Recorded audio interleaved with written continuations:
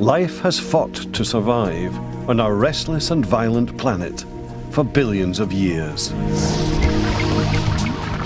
It's a ruthless and costly battle, and only the winners leave descendants. But there are many dead branches on the tree of life. Whole species are now extinct, known only by their fossils. The animals still alive today are the few survivors of a 4 billion-year war. Against incredible odds, many have survived disaster, not just once, but again and again. And perhaps the secrets of these ultimate survivors can help to predict future winners in the triumph of life.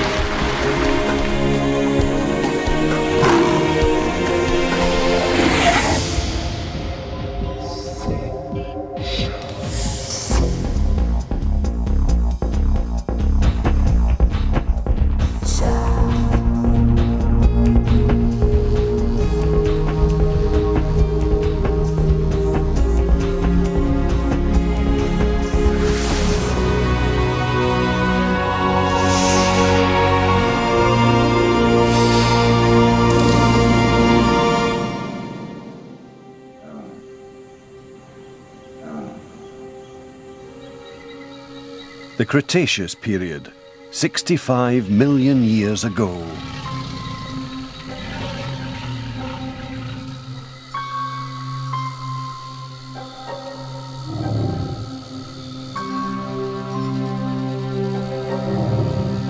Many of the animals alive then look familiar to us.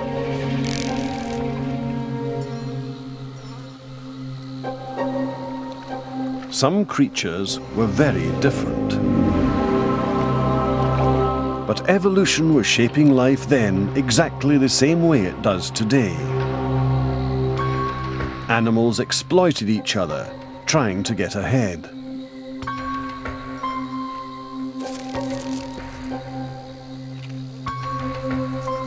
The rules of the survival game have always been the same, only the players have changed. But long-term success depends on being able to cope with the unexpected.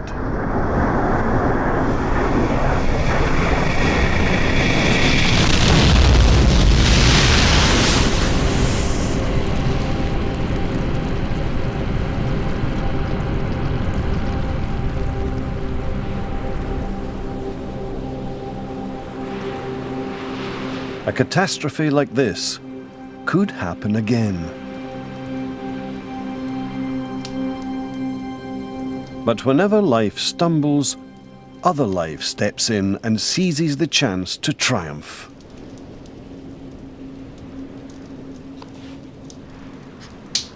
After the dinosaurs became extinct, small furry survivors inherited the Earth and gave rise to every mammal we know today, including ourselves.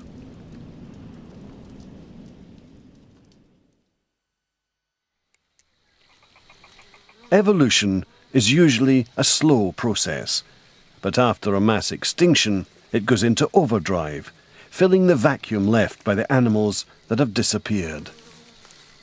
The resourceful mammals were quick to take advantage of new opportunities. By coincidence, flowering plants were also on the rise. The mammals soon discovered novel foods like nectar, pollinating insects, and fruit. The furry pioneers began to specialize as they divided the new world between them.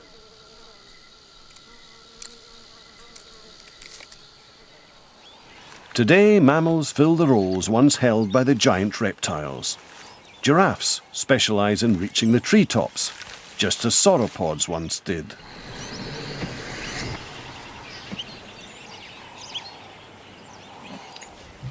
And big cats tear up large prey, following in the footsteps of Tyrannosaurus. The extinction of the dinosaurs allowed mammals to take centre stage, and that made our own evolution possible.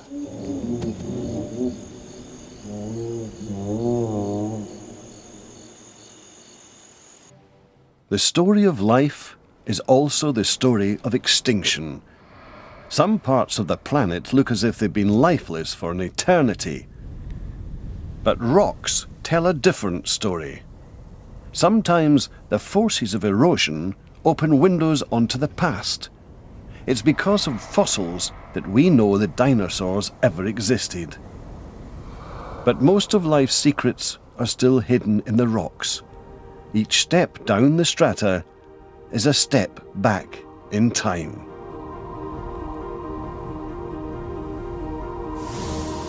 And sometimes they give us a glimpse into the past. The conditions needed for a fossil to form are rare, so it's only occasionally that rocks hold clues about life on Earth.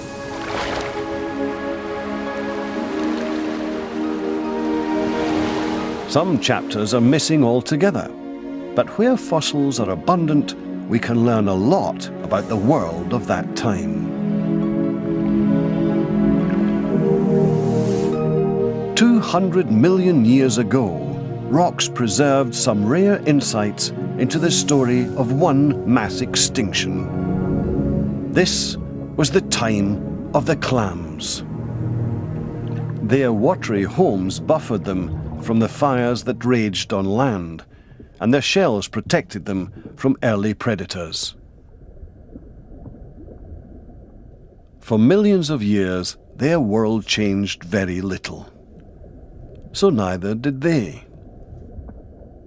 The clams' simple design had been a huge success, but they were heading for disaster. A new generation of predators with superior weaponry invaded the clams' world. They were crustaceans with claws.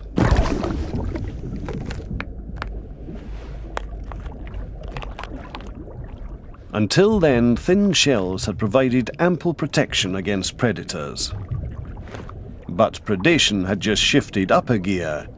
The claw was a huge advance in shell-destroying technology. The crustaceans caused carnage on the sea floor, but their claws were just the first blow. For the clams, the next deadly innovation was closer to home.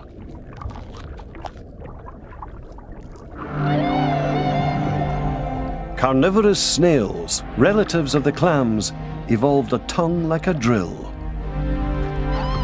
This rasping tool could grind through the toughest shells.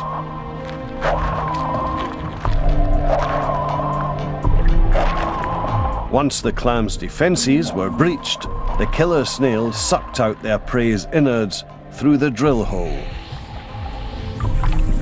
The clams were under siege.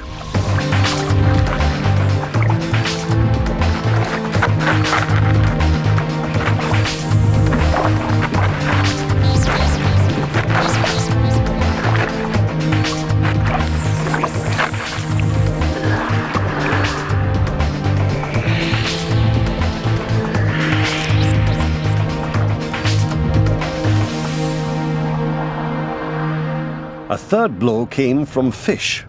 Sharks had existed for millions of years and never posed a threat to the clams. But from sharks came a new generation of specialist shell destroyers, skates and rays. These flattened seabed dwellers had powerful jaws that could easily crunch through fragile shell.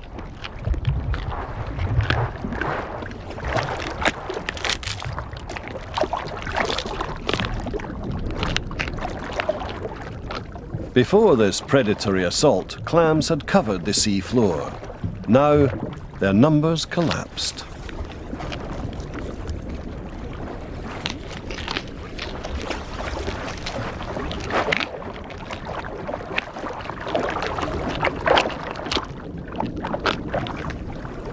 This was the end of an era. clams either shaped up or faced extinction.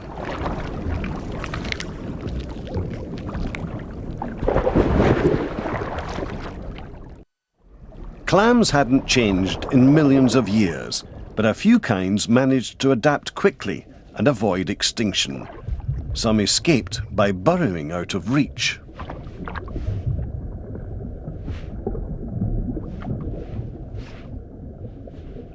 Others, like the mussels, fled to the edge of the sea, taking advantage of the tides to leave their old enemies behind.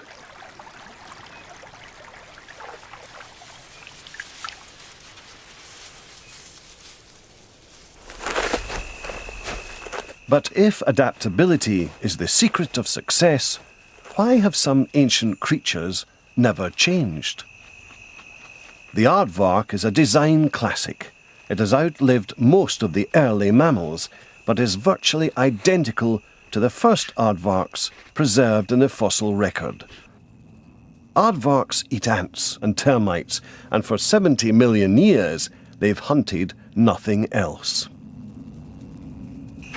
Valves in the nose keep out soil, powerful claws make light work of digging, and upside-down eyelashes deflect flying dirt. Aardvarks are totally specialised for eating termites.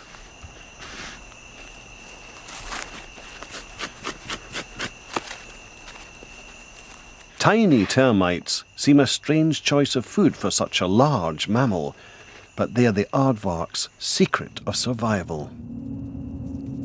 These insects have been reliably numerous for hundreds of millions of years, giving termite eaters the ultimate in job security. An aardvark can break into a termite mound with ease, using its huge claws to smash through the rock-hard mud. Termites do fight back, squirting caustic chemicals at the intruder. But the aardvark is rarely deterred. The longer the predator stays, the more termites rise from the depths and swarm over it, but to no effect. The aardvark is now so specialised, it couldn't eat anything else. Because it laps up termites through a tubular snout, the aardvark has lost its front teeth. This would prevent it changing diet if termites ever vanished. The aardvark needs enormous claws and sturdy limbs to get into termite mounds, but these would be too clumsy for chasing larger prey. This specialist will never be a flexible creature, and yet its future looks secure. The long-term survival of any predator is usually linked to its prey, and it's likely there will still be plenty of termites in the future.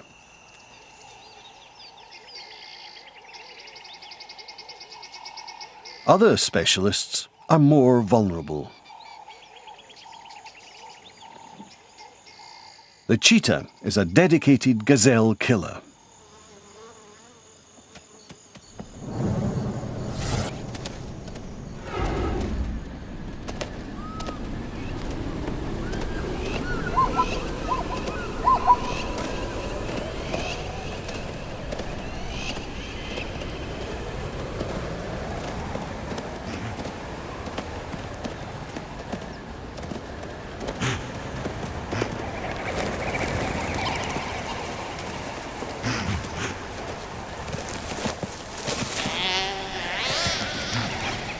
But the cat's extreme speed comes at a cost.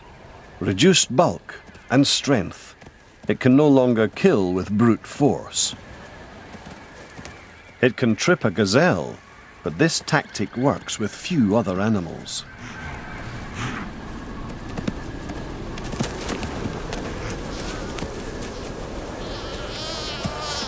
Its jaws fit perfectly around a gazelle's windpipe, but they don't have the power to choke other prey.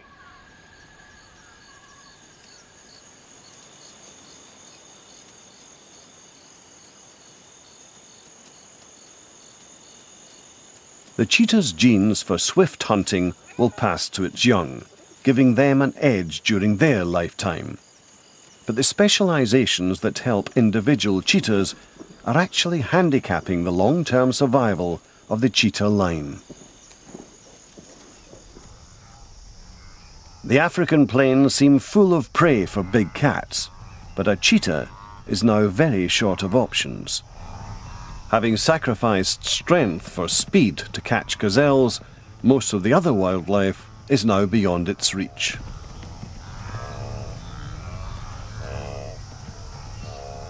The cheetah is not even strong enough to guarantee protection for its cubs. Every year, large numbers are lost to slower but more powerful lions.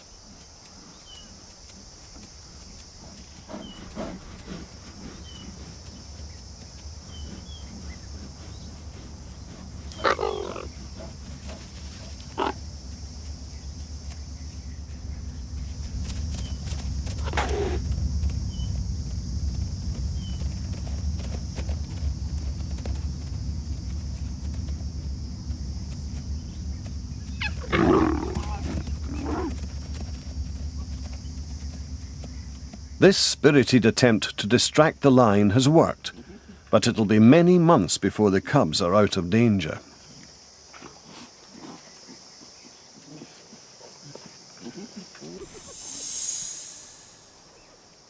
These elegant cats are so reliant on gazelles that if their prey ever became extinct or evolved a way of outrunning them, cheetahs would soon disappear.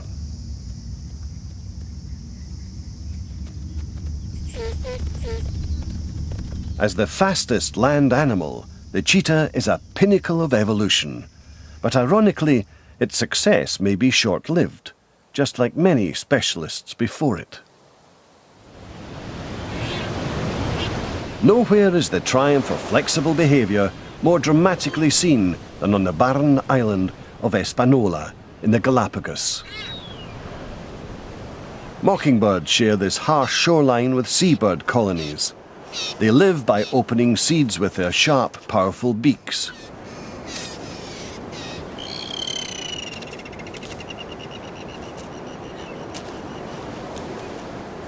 The first mockingbirds to arrive would have faced difficulties as seeds can be scarce. But the biggest challenge was to find enough fresh water. Seabirds get water from the fish they eat, but the mockingbirds had to find other ways to get liquid.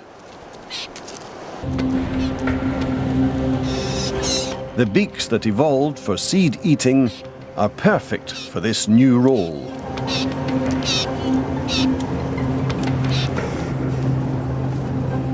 With no freshwater pools, this island should support very few mockingbirds, but their opportunistic approach to finding fluid has solved that problem.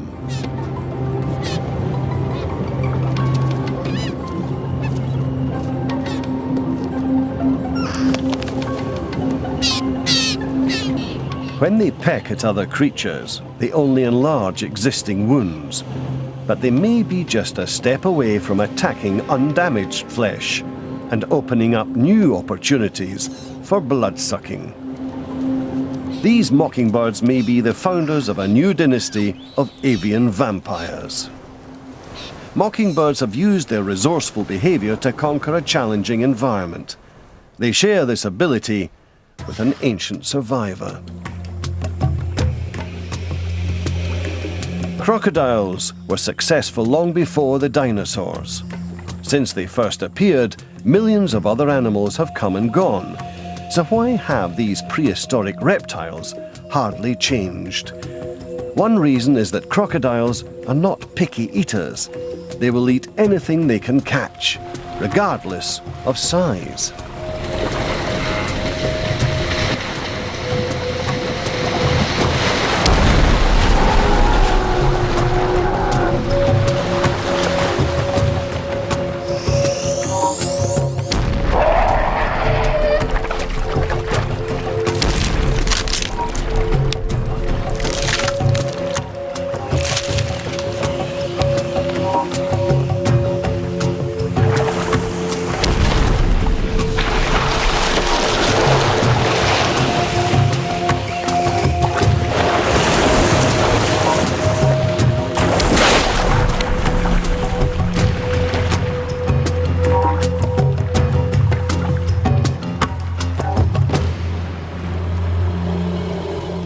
crocodiles are also widespread, so if they die out in one corner of the globe, they can recolonize from another.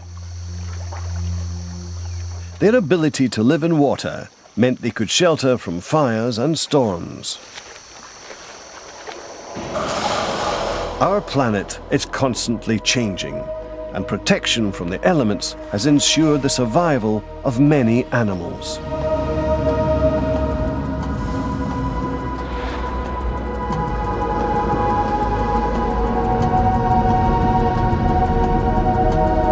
For over 4 billion years, the Earth has been reshaped by the extreme physical forces battering its surface.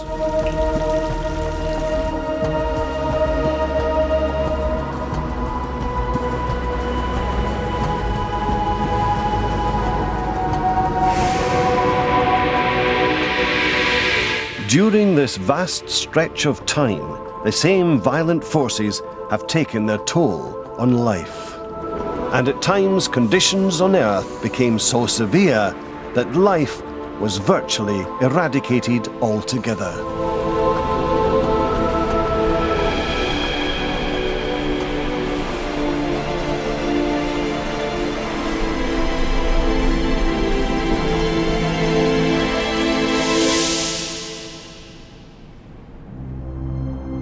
Five mass extinctions have struck in our planet's long history, but the greatest of all was 250 million years ago in an age known as the Permian.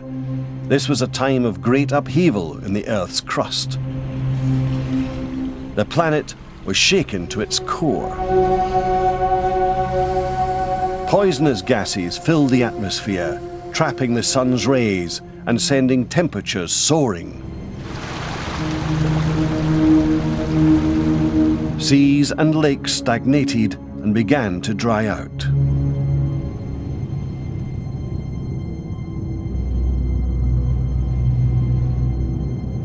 Many creatures from that early time, including brachiopods and clams, were stranded as seas and lakes transformed into salt pans and scorched earth. The scale of the loss is hard to imagine, and many of life's branches died forever.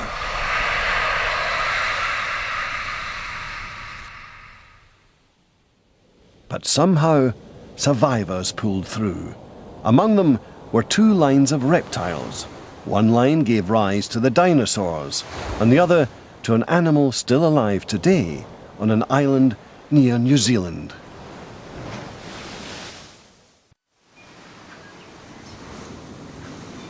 The tuatara outlived the dinosaurs, but was nearly driven to extinction by the rise of mammals. But remarkably, no mammals have ever reached this island, and the tuatara has survived.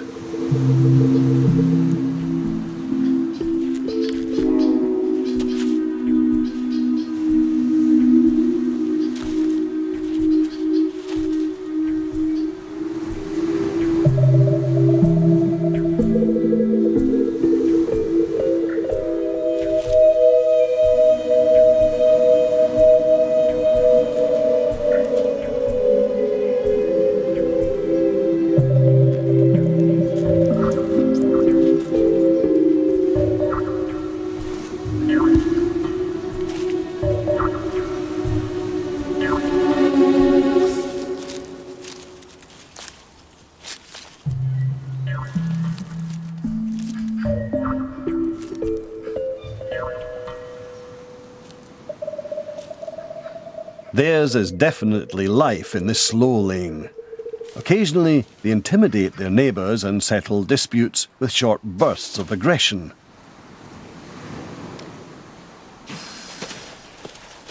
But these quickly leave them exhausted.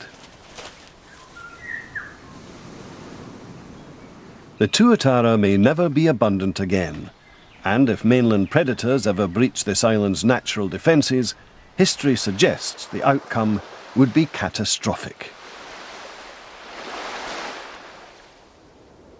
3 million years ago, just such an invasion occurred on the once separate continents of North and South America.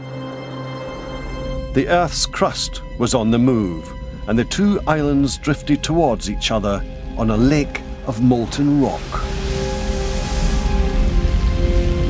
As the gap closed, the sea floor folded, pushing up the Isthmus of Panama. Animals that had evolved apart now came face to face in an epic battle for survival. Armadillos, anteaters, and possums moved north, while bears, wild dogs, and cats pushed south. Moving into the jungles of South America, these deadly cats gave rise to many of the variations still found today.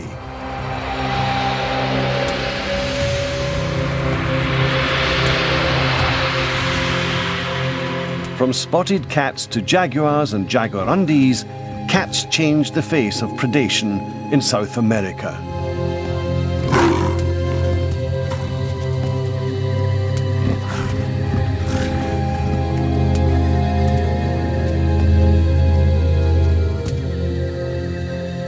Before long, animals like ocelots were hunting the jungles.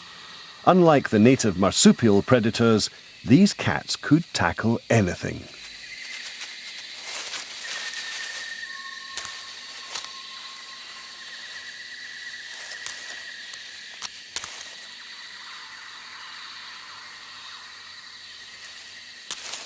Their speed, power, and flexibility were light years ahead of their rivals. And much of the South American fauna was hunted to extinction. The South's native predators would have looked much like this quoll. They were less efficient hunters than the cats, and that became a problem. Their forests were now invaded by new prey, too fast for them to catch. The southern predators were no match for the new wave of North American rodents, while the cats, who had evolved to hunt them, had more success.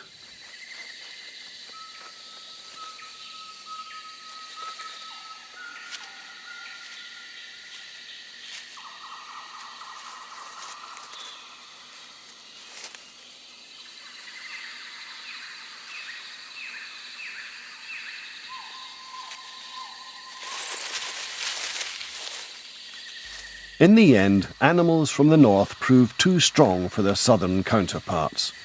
Although there were casualties on both sides, the animals from the south suffered the most.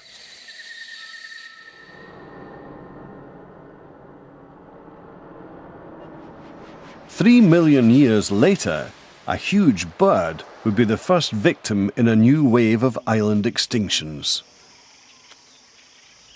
This time, drifting continents were not to blame. The culprit was man. The dodo was flightless. Mauritius had no natural predators, and the bird's ancestors lost the ability to fly, as they became specialized to live and hunt on the ground.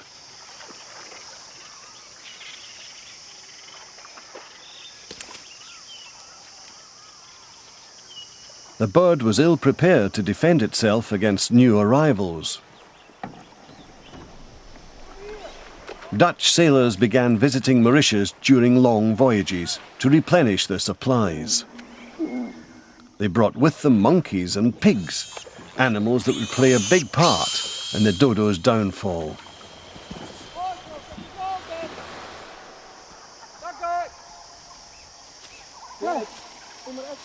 When the sailors first arrived, the dodos were sitting ducks.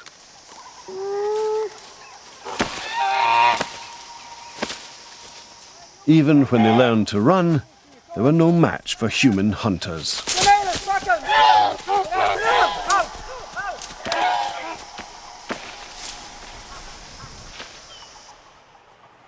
The sailors ate dodos and also stocked their ships with large numbers. But they didn't drive the dodo to extinction.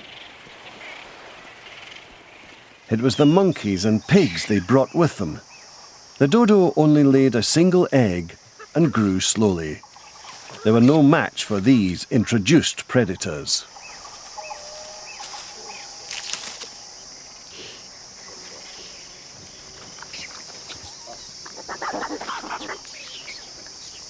Alien invaders have been driving native animals to extinction at an ever-increasing rate, and island creatures are still the most at risk.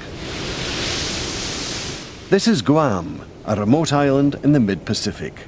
Its rocky coastline and tall cliffs once made a protective fortress for its native wildlife. But the arrival of modern transportation shattered Guam's isolation. Animals can now cross the globe in a single day. Journeys that once took millions of years can be made in a matter of hours. In the 1940s, some animals made a journey that would change the island of Guam forever.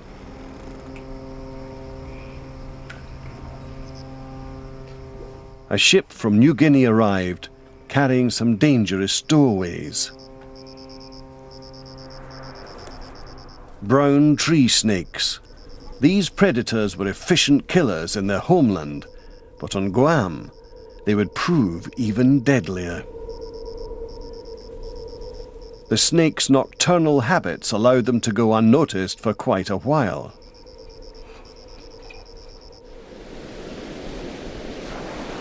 But each morning revealed the deadly toll they were taking on Guam's wildlife. Birds, like this rail, began to disappear. They had evolved on an island free from predators, and the invaders sent their numbers tumbling. As the snake's numbers climbed, bird populations collapsed. For Guam's wildlife, the snake's calling card was a symbol of disaster. Insect numbers boomed, their populations no longer held in check by birds. Spiders also benefited, and today Guam's forests are often choked with webs.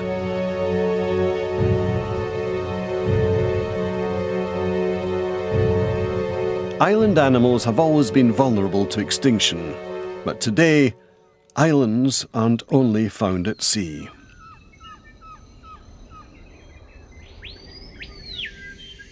The Amazon rainforest in Brazil is still home to more species than anywhere else on Earth.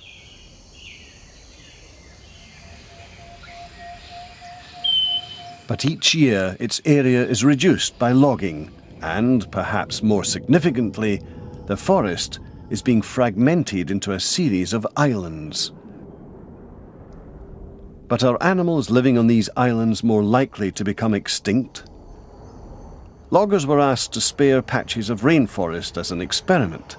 Scientists catalogued the plants and animals living in them, then waited to see what would happen to the island's diversity of life.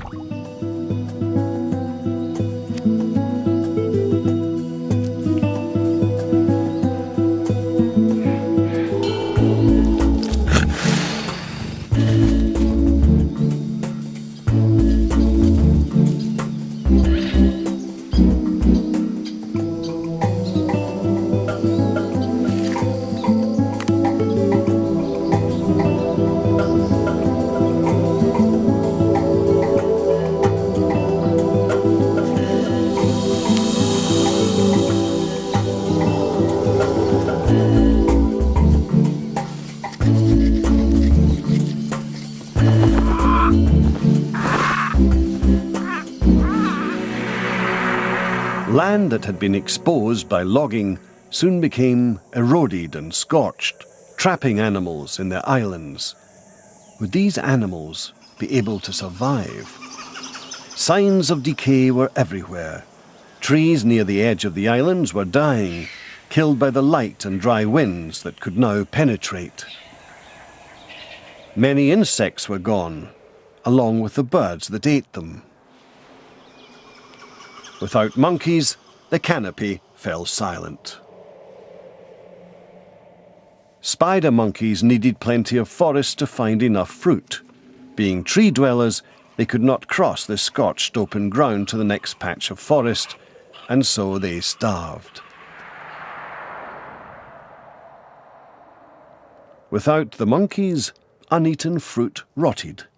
This meant that their seeds were not dispersed, so young seedlings were unable to replace older trees as they died.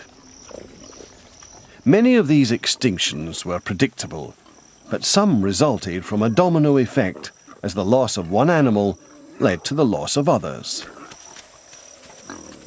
This pig, for example, may be responsible for the fate of a frog.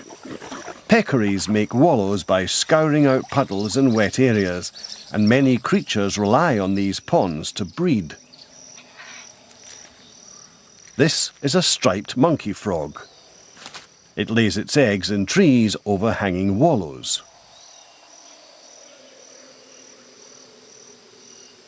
For the egg's vulnerable early stage, they develop in the relative safety of the canopy.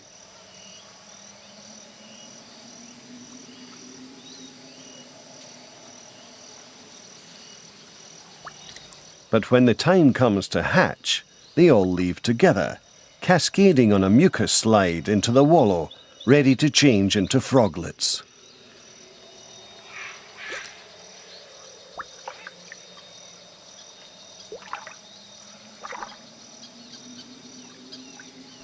But peccaries are large social animals, and to find enough food to support a whole group, they must travel great distances.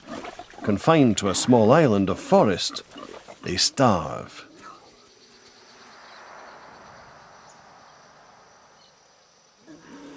Without the action of peccaries to keep them full of water, wallows dry out and fill with leaves. And with the wallows gone, many frogs have nowhere to breed. Slowly, the frogs disappear.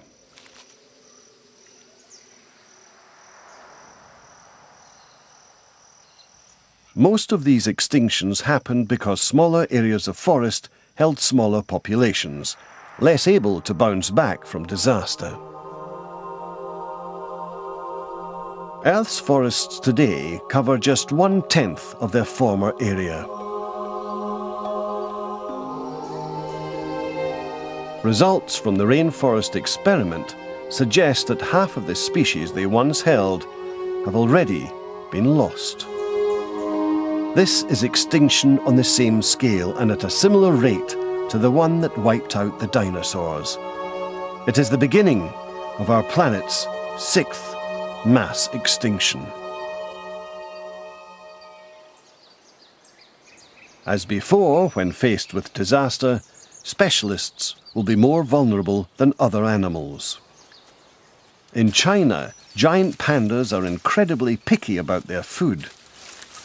Eating bamboo is about the only thing they do, but curiously, they aren't very good at it.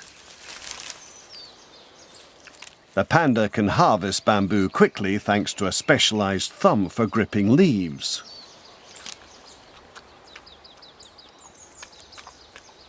But its intestines are not good at digesting plant matter, and most of it passes straight through.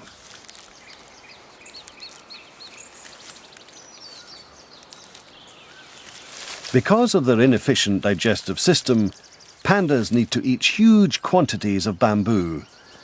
This has become one of their biggest problems. Many stands of bamboo are cleared to make way for human agriculture, and those that aren't go through natural cycles of death and regeneration. When one stand disappears, the panda migrates to a new one. But now that pandas are trapped in small islands of forest, they have nowhere to go when their local bamboo dies.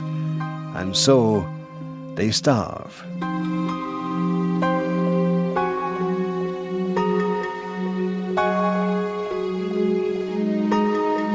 If the panda could leave its bamboo island or find a new source of food, it may be able to assure its survival.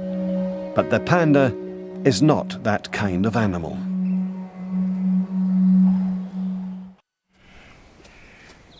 The black bear in North America is a close relative of the panda and has a similar digestive system. But unlike its bamboo-fixated cousin, this bear eats almost anything.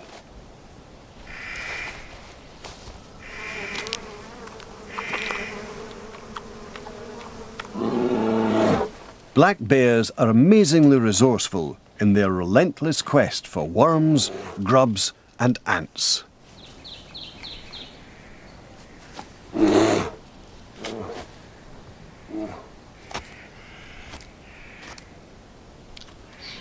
Although black bears evolved from the same ancestral stock as pandas, their flexible behaviour gives them an enormous edge in the survival game.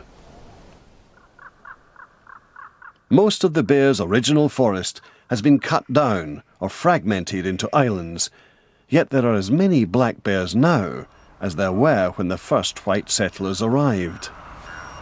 The same changes that spell disaster for the panda in China spell opportunity for the resourceful black bear.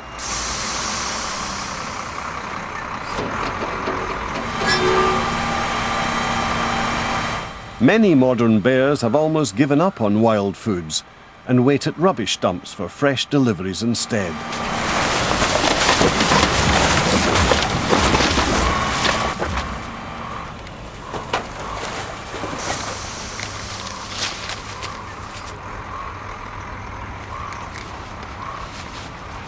With this constant supply of high-energy junk food, they put on weight, which allows them to have more young.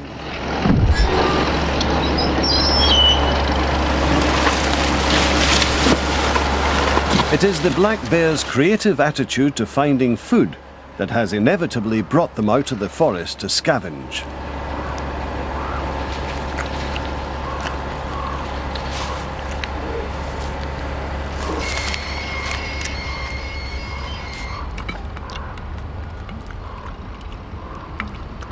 Bears are displaying the flexibility of true survivors, but their long-term success is not guaranteed.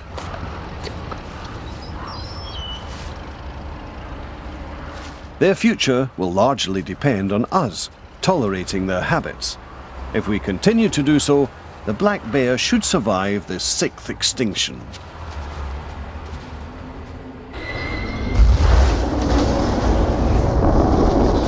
Our world is rapidly changing.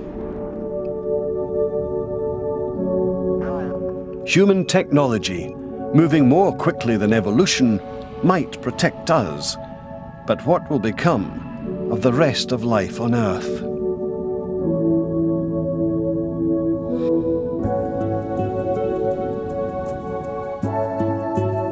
The truth is, we just don't know. The web of life is complex.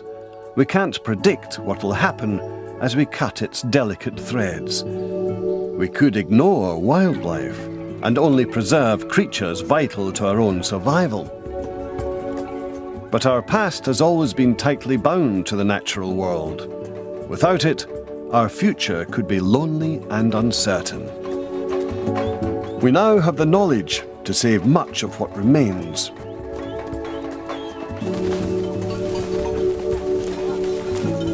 And given the slightest chance, life can bounce back. Nature's amazing powers of renewal have emerged from the very process of evolution. The diversity of life on Earth today is the result of a 4 billion-year war for survival. And these survivors are testimony to life's extraordinary ability to recover from disaster.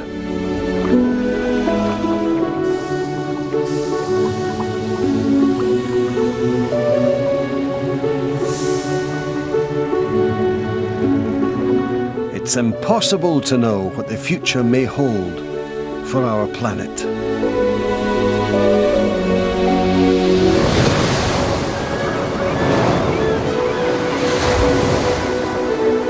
Life's greatest triumphs may in fact be yet to come.